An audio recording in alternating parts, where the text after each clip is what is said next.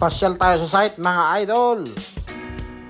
Ayun, nabulabog na naman ng mga master natin. Ito si Boss Edward. Inaayos yung ano niya, angle grinder niya. Ito naman si Boss Jerry, nagmamasilya. Ito si Ray, tumutulong na. Palibasa, kulang daw sila sa accomplishment. O, itong si JR, nag-aayos ng sailing. Oh, Cliff, itong si Cliff. At saka si Anton. Sisipag ng mga bata natin. Kala nila makakainom sila ngayong gabi kasi sweldo.